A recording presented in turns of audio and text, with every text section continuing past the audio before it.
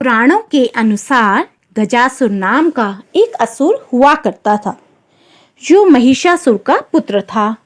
ये तो हम सब जानते हैं कि महिषासुर का वध माता दुर्गा के द्वारा किया गया था। लेकिन क्या ये आप जानते हैं कि जब महिषासुर का वध हुआ था तो उनकी पत्नी गर्भवती थी और उनके गर्भ से गजासुर नामक असुर ने जन्म लिया। गजासुर जब बड़ा हुआ तब उसने अपनी माता से पिता की मृत्यु के बारे में पूछा। गजासुर की माता ने बताया कि माता दुर्गा जो पार्वती का ही रूप है, उन्होंने महिषासुर का वध कर तुम्हें अनाथ बनाया था। माता की ये बातें सुनते ही गजासुर इस तरह क्रोधित हुआ कि उसने गुस्से में प्रतिज्ञा ले डाली कि जिस तरह से उन्होंने मुझे अनाथ बनाया है उसी तरह से वो भी उनके पुत्र गणेश का वध कर उन्हें इस दुख का एहसास करवाएंगे। गजासुर ने कई युगों तक ब्रह्मदेव की तपस्या की। अमरता का वरदान पाने के लिए ब्रह्मदेव को प्रसन्न किया, लेकिन जब ब्रह्मा जी ने उसे ये वरदान देने से मना कर दिया तो उसने कहा कि आप मुझे वरदान दें कि मेरा वध केवल उसी के हाथों से हो जिसने काम को जीत लिया हो। ब्रह्मा जी ने उसे यह वरदान दे दिया और अंतर्ध्यान हो गए।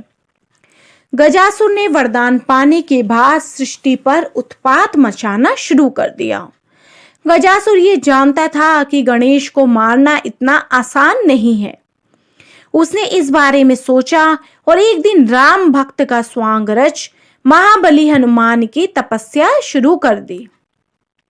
जब महाबली ने देखा कि उन्हीं के सामने एक राम भक्त उनकी तपस्या कर रहा है तो उन्होंने गजासुर को दर्शन दिए। गजासुर ने उनसे वरदान का वचन लेकर कहा कि शिवपुत्र गणेश श्री राम की सदैव अवहेलना करता है। मैं चाहता हूं कि आप उससे युद्ध कर उसे मृत्यु दंड दें। वचनबद्ध हनुमान जी गणेश से युद्ध करने चल पड़े। रास्ते में उनकी भेंट देवर्षि नारद से हुई। उन्होंने देवर्षि से पूछा कि क्या वास्तव में गणेश रामद्रोही है। देवर्षि स्वयं चाहते थे कि गजासुर का विनाश शीघ्र ही हो। यही सोच उन्होंने झूठ तो नहीं बोला पर बात बदलकर कहा कि गणेश तो सदैव शिव भक्ति में लीन रहते हैं। श्री राम का स्मरण करते तो मैंने उन्हें कभी नहीं सुना। देवर्षि से ऐसा सुनकर हनुमान उसे सत्य मानकर कैलाश पहुंचे और श्री गणेश को ललकारा।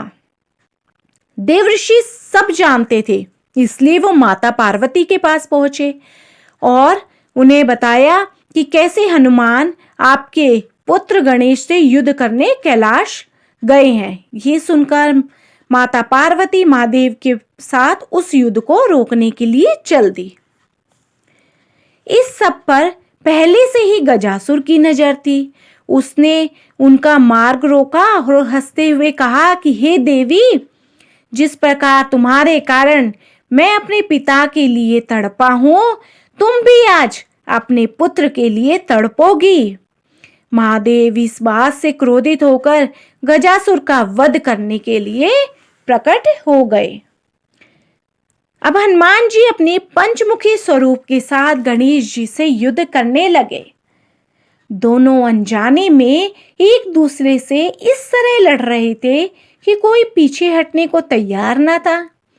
गणेश जी ने अपना अमोघ अंकुश हनुमान जी पर चलाया तो पवन पुत्र ने अपनी अमोघ गदा को उसके प्रतिकार के लिए चलाया। कहते हैं कि जब दोनों दिव्यास्त्र टकराए तो पूरी सृष्टि हिल गई। इतना ही नहीं, इसके बाद श्री गणेश ने अपनी सूंड से हनुमान जी को जकड़ लिया और फिर पवन पुत्र हनुमान ने अपनी पूंछ से विघ्नहर्ता को जकड़ लिया। जब दोनों इस अवस्था में आ चुके थे कि कोई लड़ पा रहा था ना कोई छूट पा रहा था, तो बड़ी मुश्किल की घड़ी आन पड़ी। गजासुर को वरदान था कि जिसने काम को जीता होगा वही उसका वध कर पाएगा। वो जानता नहीं था कि केवल भगवान शिव ही है जिन्होंने काम को जीता है। ऐसे में शिव के हाथों गजासुर का वध होना नियति ही थी। काल के वश में आकर जब गजासुर महादेव से टकराया तो उसकी सारी शक्तियां मानो समाप्त हो गई। उस असुर का अंत समय निकट आया देखकर महादेव ने तत्क्षण अपने त्रिशूल से गजासुर का मस्तक काट दिया। इस प्रकार अन्यायी असुर का अंत हुआ। भगवान शिव माता पार्वती के साथ उस स्थान पर अब पहुंचे जहां गणेश जी और हनुमान जी युद्ध कर रहे थे।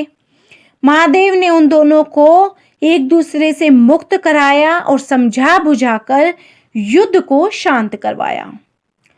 तब माता पार्वती ने हनुमान जी को गजासुर के छल के विषय में बताया और ये भी बताया कि वो असुर महादेव के हाथों मारा जा चुका है। माता ने कहा कि राम और शंकर में कोई भेद नहीं है, दोनों एक ही हैं। जो दोनों को अलग समझता है उन्हें किसी की भी भक्ति प्राप्त नहीं होती। इस तरह माता पार्वती और भगवान शिव की वजह से हनुमान जी और गणेश जी का युद्ध समाप्त हुआ और दोनों के बीच में दोस्ती हुई।